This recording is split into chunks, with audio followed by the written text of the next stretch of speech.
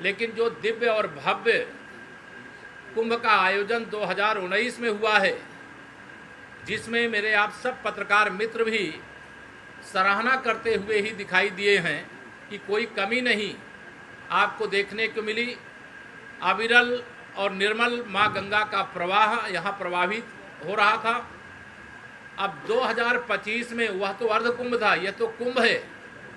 मैं उसके संबंध में इतना ही कहूँगा कि 2019 का जो अर्ध कुंभ था वह झांकी थी,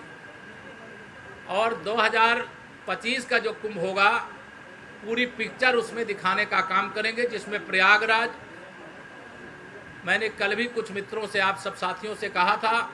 प्रयागराज जो दुनिया के सबसे अच्छे, सुंदर, स्वच्छ और विकसित शहर हैं, उसमें से प्रयागराज एक ऐसे स्थान पर पहुंचेगा जिसकी बहुत लंबे समय से हमारे पहले जो नेतृत्व करते थे भारतीय जनता पार्टी के, चाहे आदरणीय डॉक्टर मुरली मनोहर जोशी जी रहे हों और चाहे आदरणीय हमारे स्वर्गीय पंडित केशनाथ त्रिपाठी जी रहे हों और चाहे वर्तमान के जो नेतृत्वकर्ता हैं या सब लोग हों, जो विकास का एक नया कीर्तिमान स्थापित किया है वह प्रयागराज आज यह भी मैं गर्व से कह सकता हूं कि डबल इंजन सरकार के कारण से हम चाहे रेल मार्ग हो, चाहे सड़क मार्ग हो, चाहे हवाई मार्ग हो और चाहे जल मार्ग हो, इन चारों रास्तों से प्रयागराज जुड़ गया है। इसलिए प्रयागराज नगर निगम के इस चुनाव में महापौर के लिए और जो पार्षद पद के हमारे सभी 100 वार्डों में प्रत्याशी हैं, जनता का आशीर्वाद मिल रहा है। आप सबके माध्यम से भी मैं प्रयागराज की जनता जनार्दन से, संपूर्ण पार्टी नेतृत्व की ओर से अपील करता हूं कि कमल का फूल खिलाएं और जिस प्रकार की सुरक्षा, जिस प्रकार का विकास उन्होंने अभी देखा है, इससे और सुंदर और यह स्मार्ट सिटी जो है ऐसी विकसित सिटी के रूप में दिखाई देगी कि जिसकी लोगों के मन मानस में कल्पना है। भारतीय जनता पार्टी का हमारा एक एक कार्यकर्ता बहुत महत्वपूर्ण होता है, और मैं कल से जब से यहाँ आया हूँ तब से लगातार देख रहा हूँ समाजवादी पार्टी में भगदड़ मची हुई है। कांग्रेस के भी कई लोग पार्टी के नेतृत्वकर्ताओं के संपर्क में, बसपा पूरी तरह से कहीं दिखाई नहीं दे रही है। इसीलिए मैं समाजवादी पार्टी को समाप्तवादी पार्टी, बहुजन समाजवादी पार्टी को बिल्कुल समाप्तवादी पार्टी, और कांग्रेस तो आज खोजने से भी नहीं मिल रही है। तो आज भाजपा का जो सूर्योदय है जनता के आशीर्वाद और कार्यकर्ता के परिश्रम, डबल इंजन अर्थात माननीय नरेंद्र मोदी जी के नेतृत्व वाली सरकार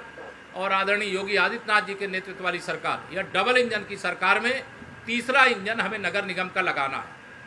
हमने अभी तक जितने भी पार्टी के सिंबल पर चुनाव लड़े थे, महापौर तो हमारे कई बार से यहाँ पर जीते हैं और महापौर के रूप में सेवा दी है नगर की,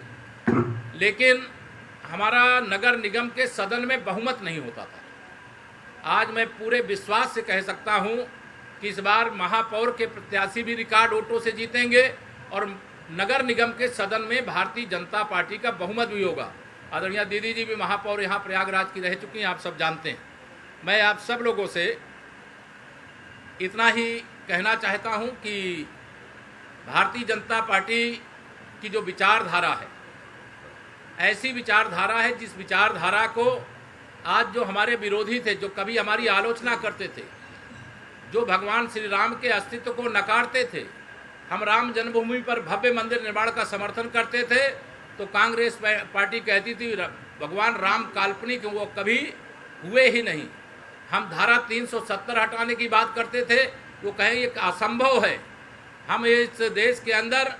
जो जनता से वादा, भारतीय जनता पार्टी जब छोटी संख्या में छोटी पार्टी के रूप में देश के और प्रदेश की सेवा करती थी, तब भी जो हमारा मुद्दा था वही था। और आज हम देश की ही नहीं दुनिया की सबसे बड़ी पार्टी के रूप में देश में पूर्ण बहुमत की सरकार चलाते हुए, प्रदेश में प्रचंड बहुमत की सरकार चलाते हुए जो हम लोगों ने कमिटमेंट किया था, जनता से वादा किया था, उसको एक एक करके पूरा कर रहे हैं। और एक विषय जो है समान नागरिक संहिता का, और निश्चित तौर से भारतीय जनता पार्टी उसके लिए भी उचित समय पर विचार करेगी और जो हम लोगों ने मुद्दे लिए थे उससे कभी पीछे नहीं हटेंगे। मेरी ओर से इतना कहना है। निवेदन ये है कि नगर निकाय से रिलेटेड कोई सवाल हो तो आप पूछ लीजिए।